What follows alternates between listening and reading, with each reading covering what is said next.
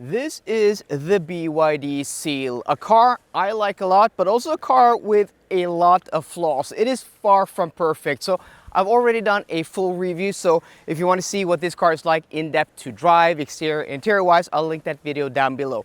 But in this video, I want to talk about the 9 things I hate about this car. And some of them are so annoying that for me, it's a deal breaker. So without further ado, on to the video.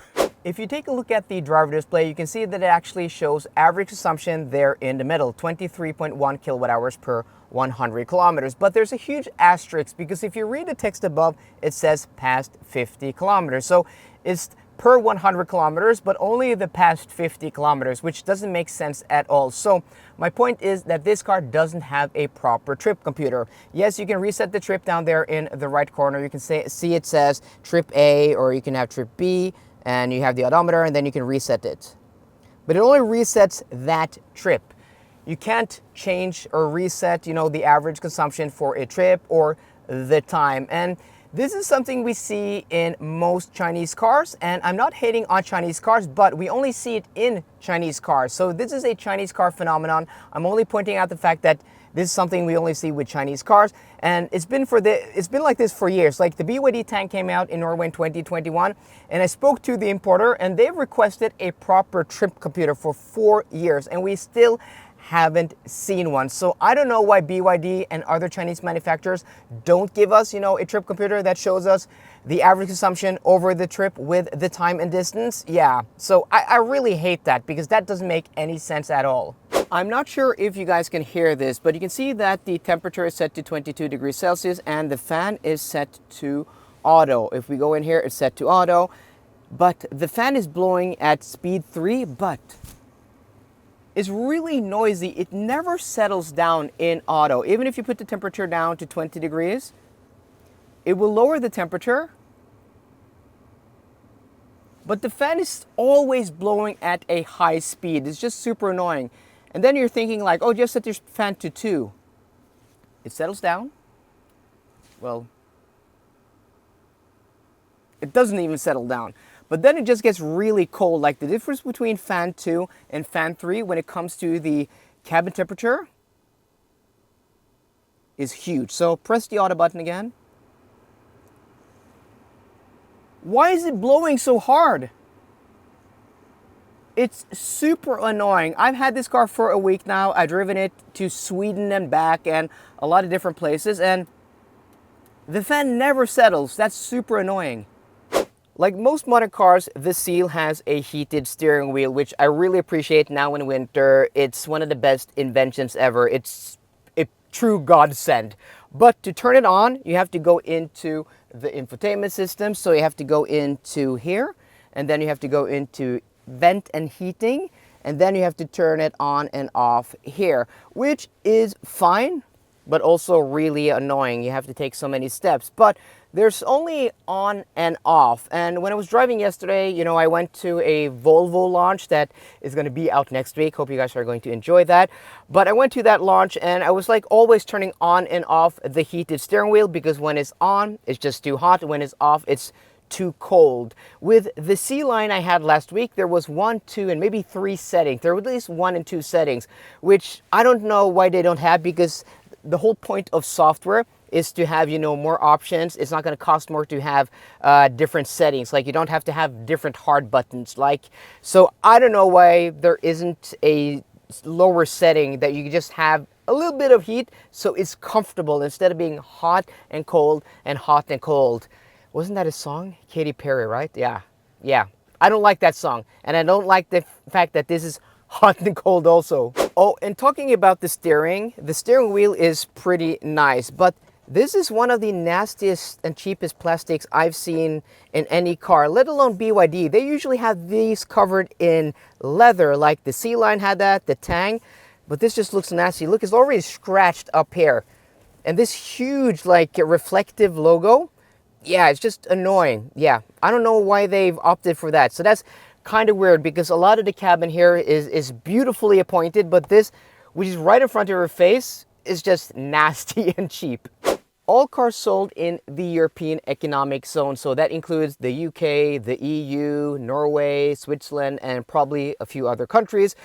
Now sold after 2025 have to have driver assistance systems turn on automatically every time you turn off and on the car. So we turn on the car, and you know, different manufacturers have dealt with this in different ways. Some have done it very smoothly, but with this car, it's kind of a mixed bag. So with other BYDs, you can, oh, now it works. I've had this car for a week and usually I can't do it from the middle. Or you can't do it from the middle, either the left side, okay, that's just annoying, or the right side. With the Tang and the Sea line, you can do it from the middle. But okay, so you have your speed limit warning, which is a shortcut here, which is very nice. But your driver system, other driver assistance systems, like your lane keep assist, you have to go into here and then you turn that off. So that's a little bit cumbersome. And then you have your traffic sign recognition that you also have to turn off here.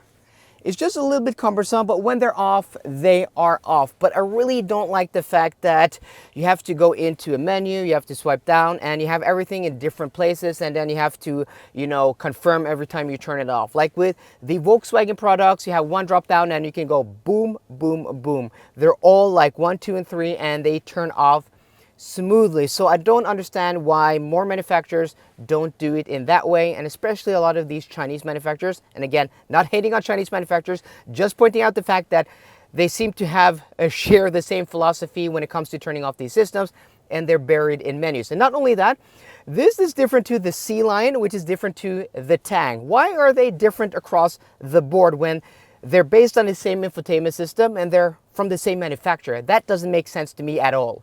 I talked about this in my full review, and I'm just going to mention it shortly here, but the power delivery in this car is just weird. There's a weird delay when you have it in eco or in normal mode, and even in sport mode. And when you go on full throttle and you go off the throttle, it just keeps on giving you power for like half a second or 0.8 seconds. So there's like responsiveness isn't something that is this car's strong suit.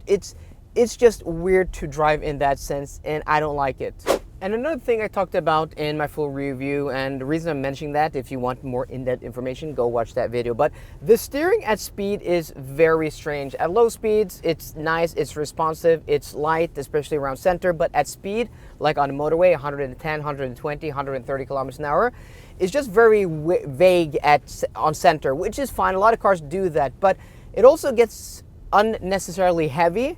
So you're having to correct yourself, but also working against the car. It's just really hard to be comfortable and precise. And then you may be thinking, okay, but just use your auto steer. Yeah, the auto steer in this car is pretty terrible. Like, it confuses itself, it turns on and off all of the time, and sometimes it works against itself. So it's not confidence inspiring at all. It's not comfortable, it's not safe. So like driving this car in general on the motorway, it's not something I like, which is a pity because it is quiet at speed. And also, those few times the auto steer was actually comfortable and confidence inspiring to use, like where you could trust the car, it keeping the lane, like when the weather was superb, the roads were clean, and like the roads were straight. Yeah, it only works up to 124 kilometers an hour. So I went to Sweden the other day, and there they have higher speed limits than here in Norway, and you can't set your cruise control to more than 124, which is annoying. It doesn't work above that speed, which is weird. Why not? I don't understand why that's the case. Why it doesn't work above 125 kilometers an hour, because a lot of cars, like the German cars, you could use auto steer up to like 250 kilometers an hour and they work flawless. So yeah. So there we go, guys. Those are the 9 things I hate about the BYD Seal, and all of them aren't things I hate. I mean, that is a strong word, but it's to illustrate the point, and it's the video topic. This is the love and hate video series, so there's going to be a counterpart to this video called 7 things I love about the BYD Seal. But for a lot of things, and for me, it is a deal breaker, which is a pity because in a lot of ways this is one of my favorite cars at this price point. So guys, let me know what you think about the BYD Seal down below. So I hope you enjoyed today's video. If you did, please drop me a thumbs up down below. And for more car content, as always, please subscribe. See you guys later, and goodbye.